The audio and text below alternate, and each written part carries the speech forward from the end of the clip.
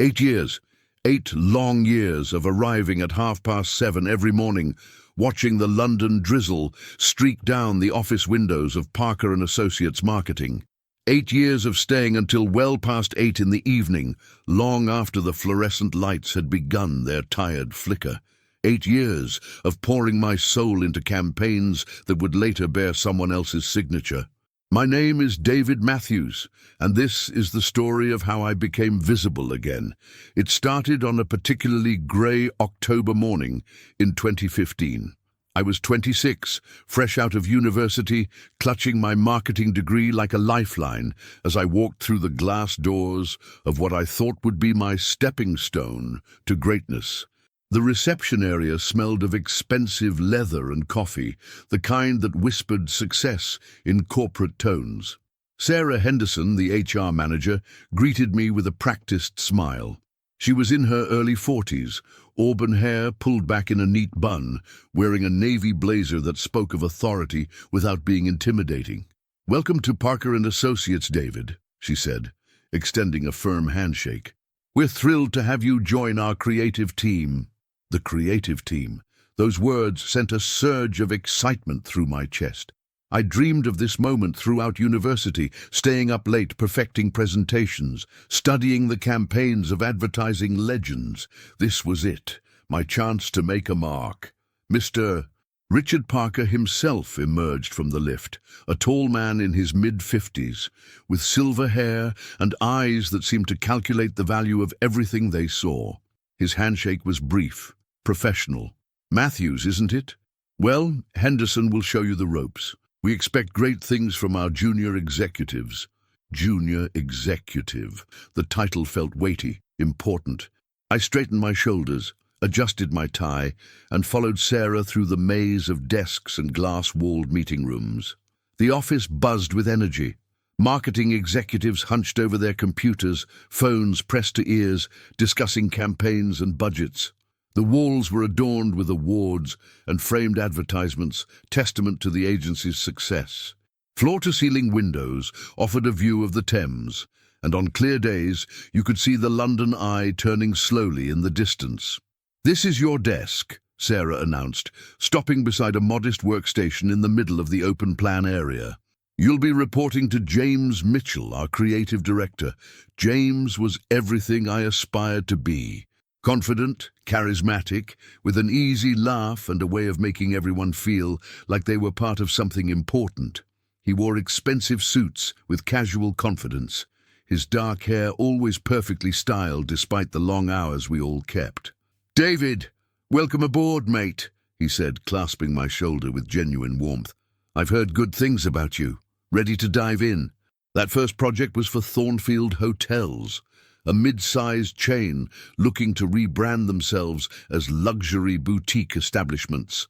I threw myself into the research with the enthusiasm of someone who'd finally found their calling. I spent weekends visiting their properties, photographing details, talking to staff and guests, understanding what made each location unique.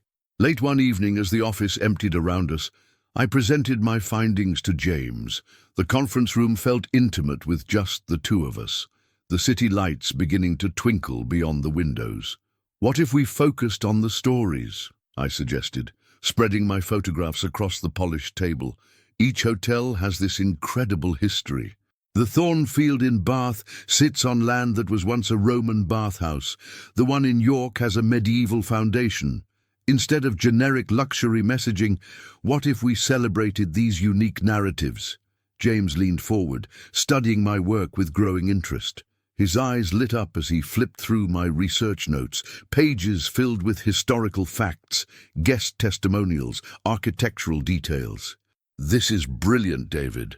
Absolutely brilliant. The client's going to love this approach." He gathered the materials, his excitement palpable. "I'll present this to Parker first thing Monday morning." Monday came with typical London weather, a persistent drizzle that seemed to seep into your bones. I arrived early, eager to hear how Mr. Parker had received my concept. The morning meeting took place in the main conference room, its glass walls offering no privacy from the curious glances of other employees. I watched from my desk as James presented to Mr. Parker and the senior team. Even from a distance, I could see their animated reactions, the nodding heads, the smiles of approval. My heart swelled with pride as James gestured enthusiastically, no doubt explaining the historical angle, the storytelling approach that would set Thornfield apart from their competitors. When the meeting ended, James emerged with a triumphant grin. He made his way through the office, accepting congratulations from colleagues, his chest visibly puffed with success. "James, that historical angle was genius," called out Rebecca from accounts, her voice carrying across the office. "How did you come up with it?" "Sometimes inspiration just strikes," James replied with a modest shrug that fooled everyone except me. "You know how it is in creative work. The ideas come when you least expect them." I waited. Surely he would mention my research, my weekends spent visiting properties, my insight about the Roman bathhouse. But the acknowledgement never came. As the day progressed, I began to understand that in James's retelling, the concept had sprung fully formed from his own creative mind. The Thornfield campaign was a massive success. The tagline, "Every room tells a story," became their signature, increasing bookings by 30% in the first quarter alone. The campaign won 3 industry awards, including a prestigious Gold Lion at the British Marketing Awards. I watched from the audience as James accepted each accolade, his speech polished and confident. "I'd like to thank my incredible team," he said, gesturing vaguely toward our table. "Great work is always collaborative." Collaborative. The word stung more than direct theft might have. It implied I'd been a minor contributor to his vision, rather than the architect of the entire concept. But I told myself this was how the industry worked. Junior executives developed ideas, senior staff presented them, my time would come. I just needed to be patient, to prove myself with the next project and the one after that. The pattern established itself with depressing consistency. I would research, analyze, create, and innovate.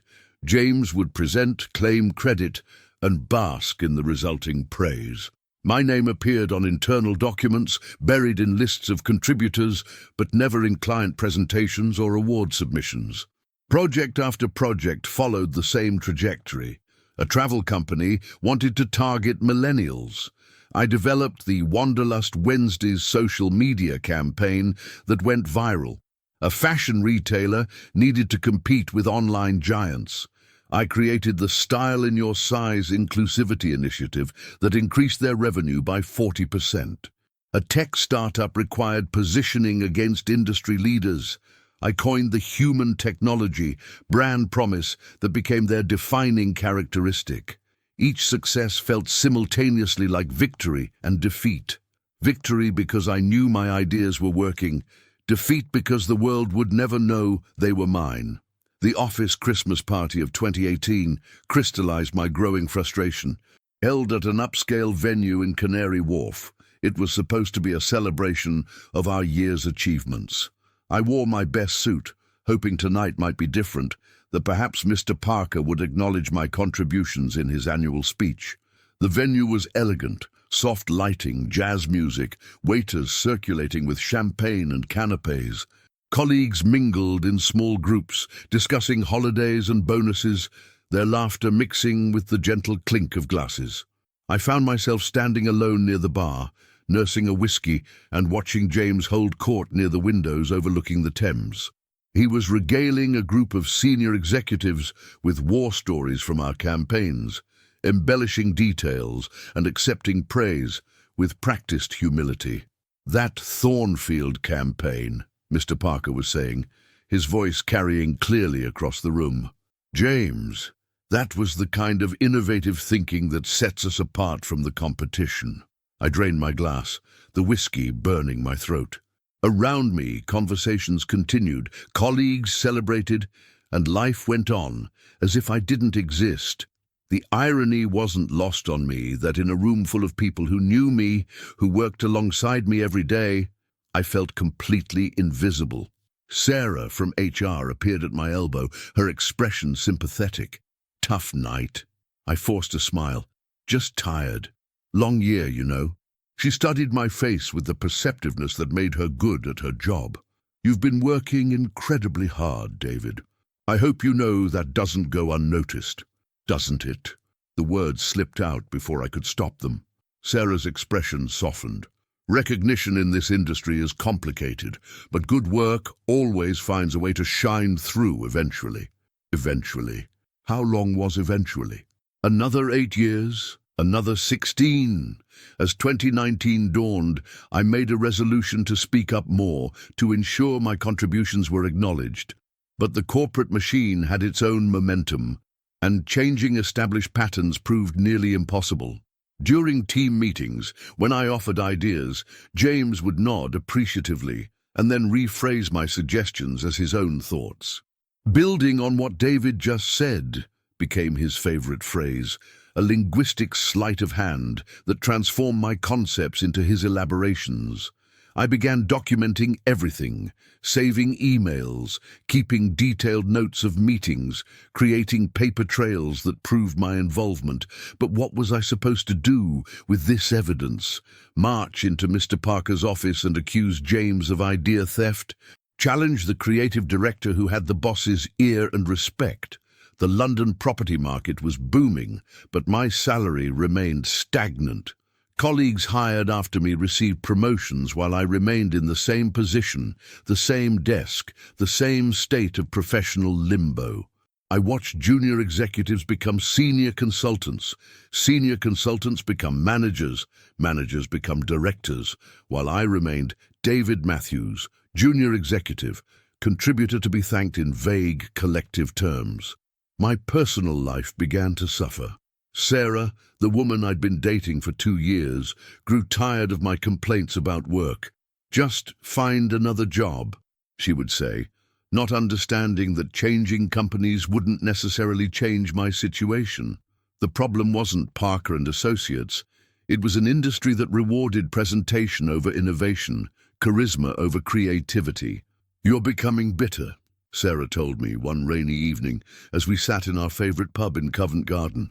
The gas fireplace cast dancing shadows on the exposed brick walls, and the conversation of other patrons provided a comfortable background hum. I'm not bitter, I protested, though even as I said it I could hear the edge in my voice.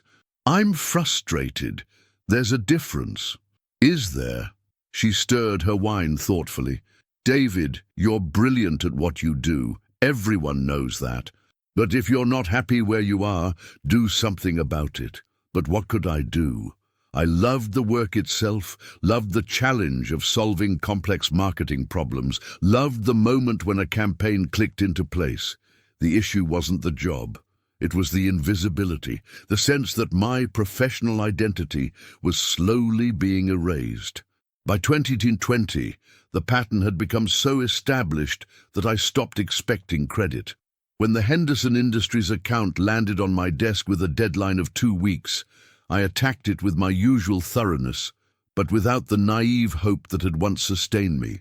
Henderson Industries manufactured industrial cleaning equipment, hardly the most glamorous client, but their challenge was fascinating.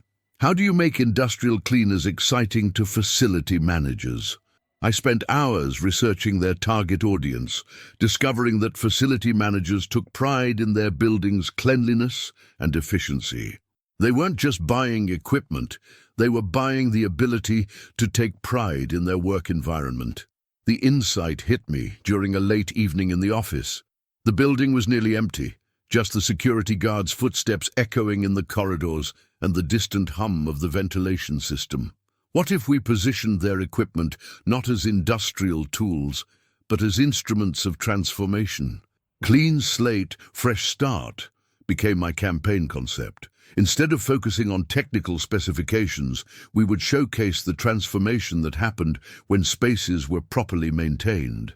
Before and after photographs, testimonials from proud facility managers, case studies of buildings that had become showcase examples of cleanliness and efficiency. James loved it, of course.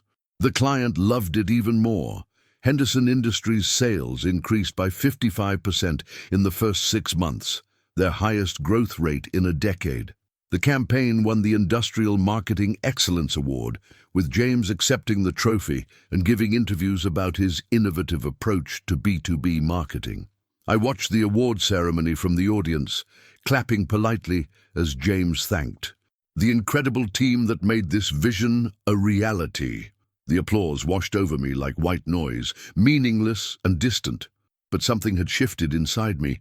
The anger was still there, but it was joined by something else, a cold, calculated determination. If I couldn't get credit for my ideas, I would start documenting everything more systematically.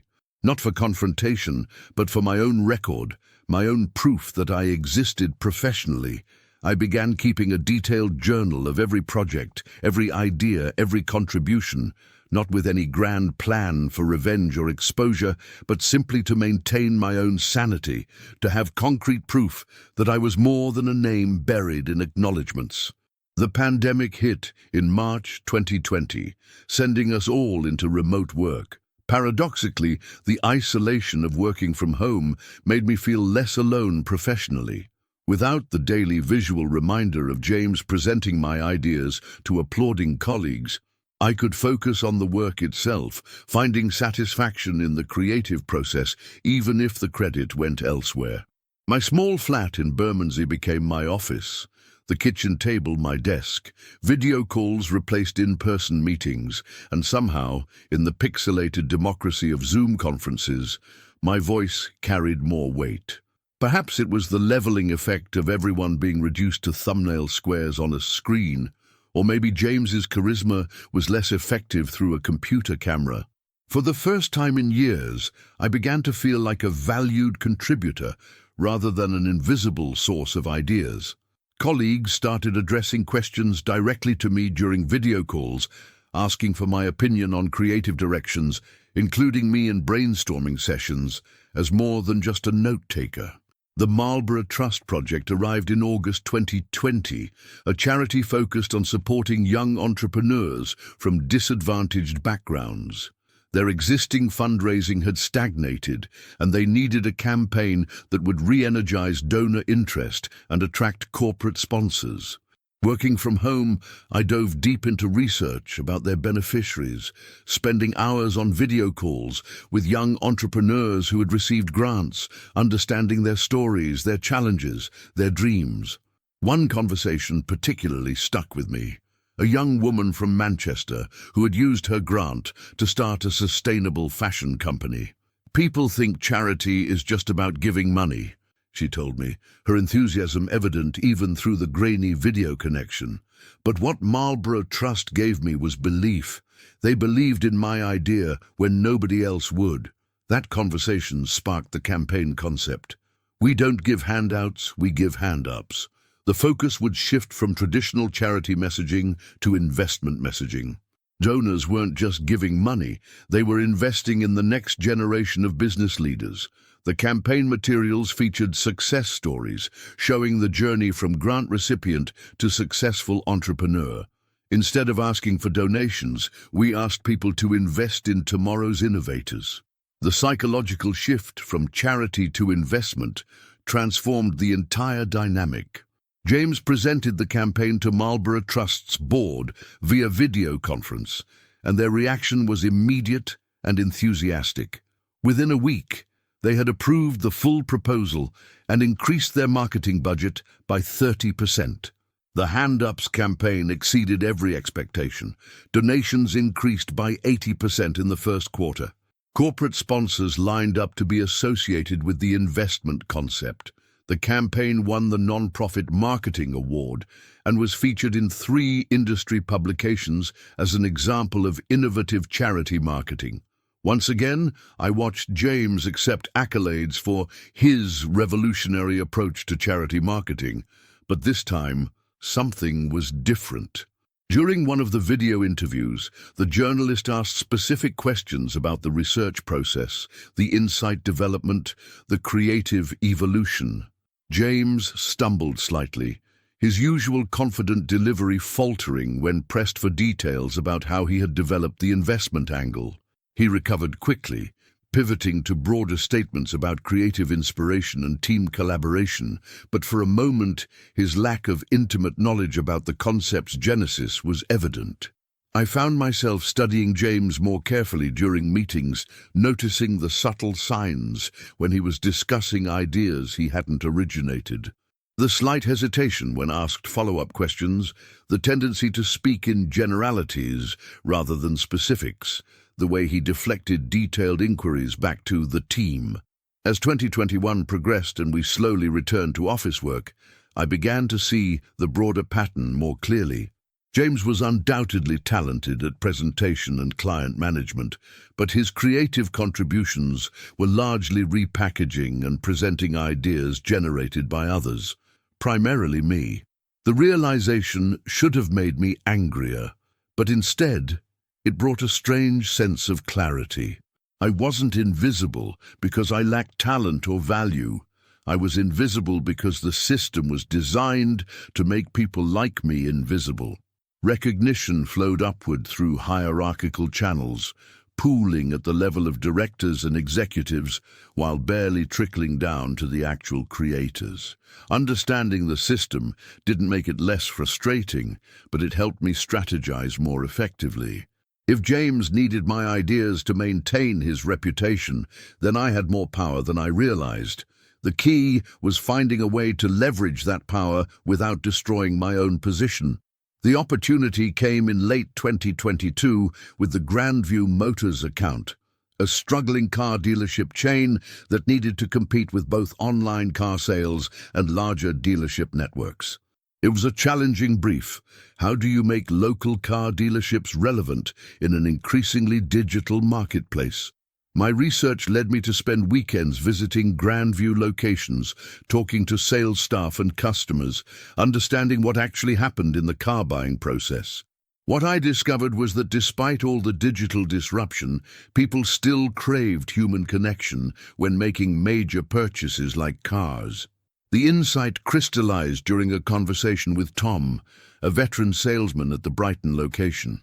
We were standing in the showroom on a quiet Sunday afternoon, surrounded by gleaming vehicles under fluorescent lights. "It's not about selling cars anymore," Tom told me, his voice carrying the weight of 30 years in the business. "It's about understanding what the car means to people. For some, it's freedom. For others, it's safety for their family. My job is to figure out what story each customer needs their car to tell." That conversation became the foundation for Your Story, Your Car campaign. Instead of focusing on features, financing, or competitive pricing, we would focus on the stories cars enabled. The campaign would feature real customers talking about how their vehicles fit into their lives. The single mother who needed reliability, the retired couple planning road trips, the young professional whose first car represented independence. But this time, I decided to take a different approach. Instead of developing the complete concept and handing it to James, I scheduled a meeting with Mr. Parker directly. It was the first time I'd requested a private meeting with the company founder in my 7 years at Parker & Associates. His office occupied the corner of the top floor, with panoramic views of London stretching in every direction. The walls were lined with awards and photographs of Parker with various celebrities and politicians. "Matthews," Parker said, gesturing to a chair across from his imposing mahogany desk. "Sarah tells me you wanted to discuss the Grandview project." My hands were sweating, and I could feel my heart rate accelerating. This was unprecedented territory for me, bypassing the chain of command that had kept me invisible for so long. "Mr. Parker, I've developed what I believe is a breakthrough approach for Grandview Motors," I began, my voice steadier than I felt. "But before I present it to the team, I wanted to get your initial thoughts." I walked him through my research, the customer interviews, the insight about storytelling versus selling. Parker listened intently, occasionally nodding or asking clarifying questions. When I finished, he leaned back in his leather chair, steepling his fingers. "This is exactly the kind of innovative thinking we need," he said finally. "Matthews, I have to ask why you're bringing this directly to me instead of working through Mitchell." the question I had dreaded and prepared for. I wanted to ensure the concept was fully developed before presenting it to the creative team. Sometimes ideas get diluted when they pass through too many filters. Parker's eyes sharpened slightly. He was no fool. He understood the subtext. I see. Well, I'd like you to present this concept to the full senior team next week. Can you prepare a comprehensive presentation? Absolutely, sir. As I left his office, I felt a mixture of exhilaration and terror. I had 7 years of invisible frustration motivating me, but also 7 years of watching James masterfully handle client presentations. Could I match his polish and charisma when the moment came? The week passed in a blur of preparation. I created detailed presentation slides, practiced my delivery, researched potential questions and objections. The night before the presentation, I barely slept, running through scenarios and refining my talking points. The senior team meeting took place in the main conference room, the same glass-walled space where I had watched James present my ideas dozens of times. But now I stood at the head of the table, facing Mr. Parker, James, Rebecca from accounts, and 3 other senior executives. James looked puzzled and slightly annoyed at being excluded from the concept development, but he maintained his professional composure. I caught his eye briefly as I began my presentation, seeing a mixture of confusion and wariness in his expression. Grandview Motors faces a fundamental challenge, I began, clicking to my first slide. In an increasingly digital world, they need to justify why customers should visit physical dealerships. My research suggests the answer lies not in what they're selling, but in the stories they're helping customers create. For the next 20 minutes, I walked them through my findings, the customer insights, the creative strategy, and the campaign execution. I showed them rough mock-ups of advertisements, social media content, and promotional materials, all focused on the emotional stories cars enabled rather than technical specifications or pricing. The room was silent when I finished, the kind of silence that could either precede enthusiasm or rejection. Mr. Parker was the first to speak.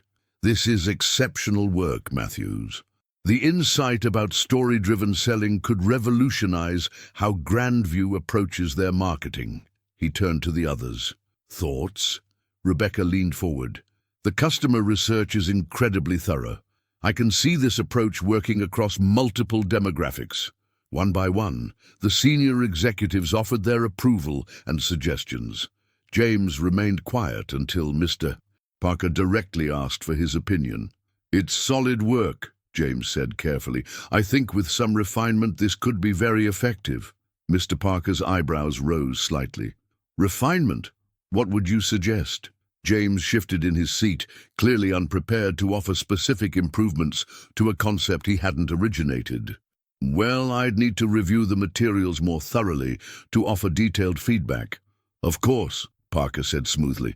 "Matthews, I'd like you to lead this campaign from concept through execution. Report directly to me on its progress." The words hit me like a physical impact. Lead the campaign. Report directly to Parker. After 7 years of invisibility, I was suddenly not just visible, but prominently featured. As the meeting broke up, James lingered behind. "David, I wish you had discussed this with me before going to Parker. We usually collaborate on campaign development." "I wanted to make sure the concept was fully formed," I replied, using almost the same words I had used with Parker. "You know how ideas can sometimes get diluted." James studied my face, perhaps recognizing that something fundamental had shifted in our working relationship. "Right. Well, if you need any support on the presentation to Grandview, I'm happy to help." "Thank you, James. I'll let you know." The Grandview presentation took place the following week at their headquarters in Croydon. Mr. Parker accompanied me, a clear signal of the campaign's importance and my elevated status within the agency. The Grandview executives were initially skeptical. Car dealership marketing typically focused on price, selection, and financing options. Emotional storytelling seemed soft, intangible, difficult to measure. But as I walked them through customer testimonials and research data, their skepticism began to shift to interest. When I showed them the creative materials, real customers talking about their car stories, the mood in the room changed palpably. "This is completely different from anything we've done before," admitted Margaret Sanderson, Grandview's marketing director. She was a sharp woman in her late 40s, with grey hair and eyes that missed nothing. "But the research is compelling. How do we measure the success of emotional connection?" I had anticipated the question. "We'll track traditional metrics, showroom visits, test drives, sales conversions, but we'll also monitor engagement metrics on emotional content, story sharing on social media, and customer retention rates. Emotional connection should translate to customer loyalty." The campaign launched in March 2023 with a multimedia blitz across television, radio, digital, and social media platforms. Instead of typical car advertisements showcasing vehicles on empty roads or in pristine showrooms, our ads featured real customers in real situations, talking about how their cars fitted into their life stories. The response was immediate and overwhelming. Social media engagement increased by 200% in the first month. Showroom visits increased by 45%. Most remarkably, customer satisfaction scores reached all-time highs, with buyers specifically mentioning that they felt understood and valued by the Grandview experience. 3 months after launch, sales had increased by 38%, the highest growth rate in Grandview's 20-year history. The campaign won 4 industry awards, including the prestigious Automotive Marketing Excellence Award. But more importantly for me personally, my name was on everything. The campaign credits, the award submissions, the industry articles, all clearly identified David Matthews as the campaign creator and lead strategist.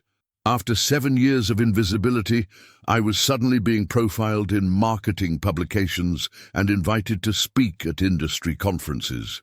James adapted to the new dynamic with professional grace, though I occasionally caught him looking at me with an expression I couldn't quite read. Was it respect? Resentment? Recognition that the old system of idea appropriation was no longer viable? The success of Grandview Motors changed everything at Parker & Associates. Mr. Parker moved me to a senior consultant position with a substantial salary increase and my own small team. More importantly, he began consulting me directly on strategic decisions for other major accounts. But the most significant change was internal. Colleagues who had barely acknowledged my existence for 7 years suddenly sought my opinion on their own projects. Junior executives asked for mentorship.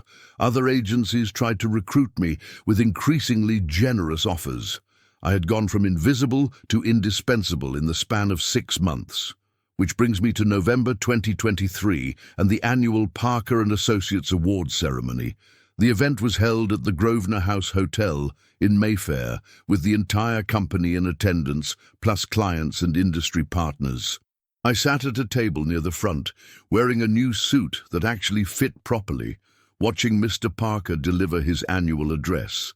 The ceremony followed its traditional format: recognition of major campaigns, client appreciation, individual awards for outstanding contribution. I'd been to 7 of these events, always sitting in the back, always watching others receive recognition for work I had contributed to or originated. This year felt different from the moment I walked into the ballroom. Colleagues congratulated me on the Grandview success. Clients mentioned how much they had enjoyed working with me. Industry peers introduced themselves and asked about my approach to campaign development. Mr. Parker took the stage for his keynote address, his silver hair gleaming under the spotlights. The room settled into attentive silence as he began his review of the year's achievements. "This has been an exceptional year for Parker & Associates," he began, his voice carrying clearly through the sound system. "We've seen breakthrough campaigns, innovative strategies, and remarkable client results. But I want to focus tonight on what makes truly great marketing, the ability to see beyond the obvious, to understand not just what people want, but why they want it." He clicked to a slide showing the Grandview campaign materials. Our work with Grandview Motors exemplifies this principle. Instead of focusing on traditional automotive marketing messages, our team identified the deeper emotional drivers that motivate car purchases.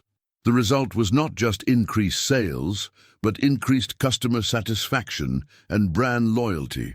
I felt my heart rate quickening. This was familiar territory. My work being discussed in general terms, credit distributed to our team and our innovative approach. But then Mr. Parker continued, and everything changed. This breakthrough came from one of our most dedicated team members, someone who has consistently demonstrated the kind of insight and creativity that defines excellent marketing. The Grandview campaign was conceived, researched, developed, and executed under the leadership of David Matthews. My name, my actual name, spoken clearly and distinctly to a room full of 300 industry professionals. The words hit me like a physical impact, and I felt my face flush with heat.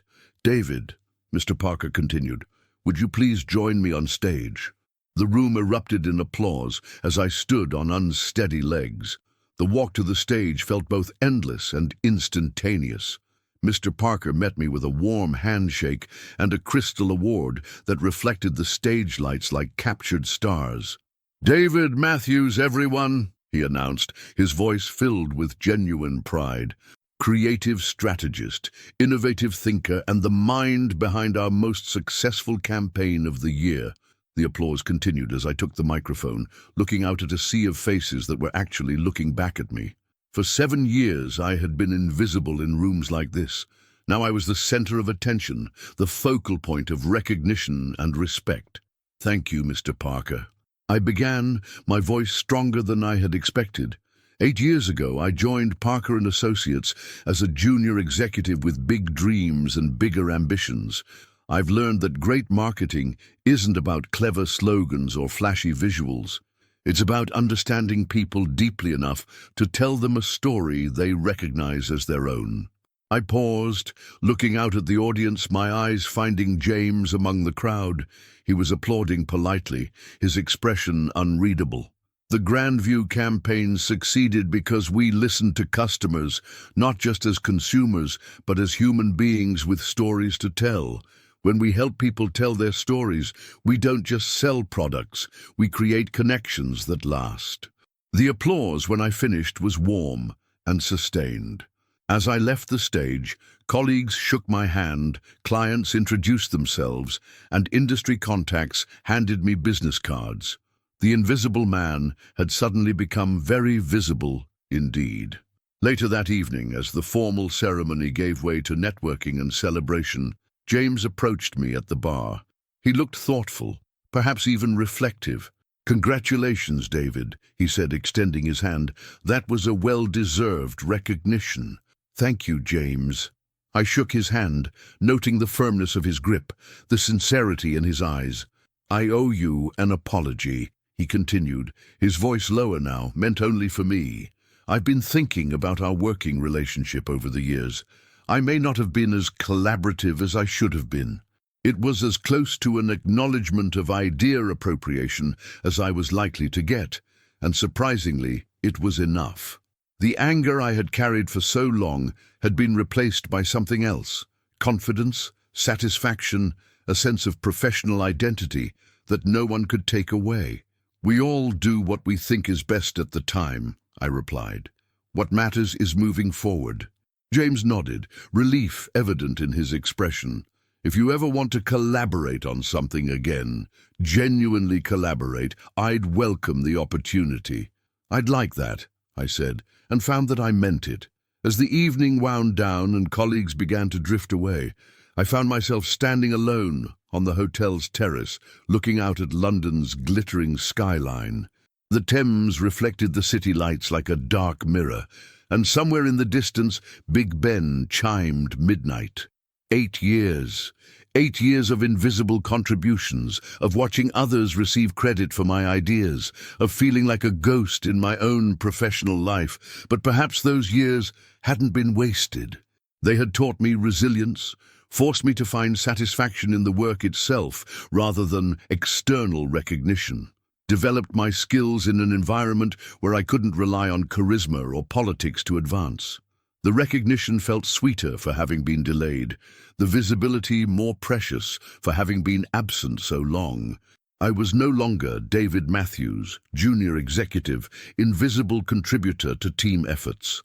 I was David Matthews, senior strategist, award winner, the person whose name was spoken aloud when people discussed innovative marketing.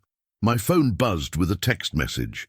Sarah, my ex-girlfriend, who had grown tired of my complaints about work invisibility, saw the industry news about your award. Congratulations, you deserve this. I smiled, typing back a simple thank you.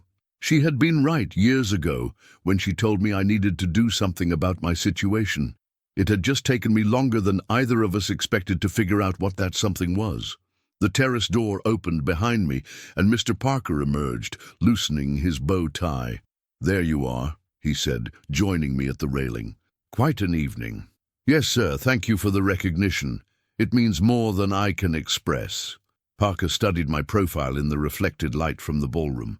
"David, I want you to know that your contributions haven't gone unnoticed over the years. Sometimes recognition takes time to surface through organizational layers, but quality work always finds its way to visibility eventually." "I understand, sir." "Do you? Because I'm not sure you realize how much your success tonight represents a shift in how we operate. We've been too reliant on traditional hierarchies, too willing to let credit flow upward without ensuring it reaches the actual creators. Your willingness to step forward and claim ownership of your ideas has reminded us that great agencies are built on individual excellence, not just collective achievement." We stood in comfortable silence for a moment, watching the city lights twinkle in the darkness. "What's next for you, David?" Parker asked finally. "I want to keep doing what I love, understanding people, telling their stories, creating connections between brands and customers. But I also want to help other people find their voices the way I finally found mine." "That sounds like the beginning of a very successful career," Parker said with a smile. "The visible kind of career." As he headed back inside, I remained on the terrace a few minutes longer, holding my crystal award and reflecting on the journey from invisibility to recognition. It hadn't been the straight path I had once imagined, but perhaps that made the destination more meaningful. Tomorrow would bring new challenges, new campaigns, new opportunities to prove that tonight's recognition was just the beginning, not the culmination, of what I could achieve. But for now, it was enough to stand in the London night, visible at last, my name finally spoken aloud in rooms where decisions were made and careers were built. 8 years of being invisible had taught me the value of being seen, and now that I was visible, I intended to make the most of every moment in the light.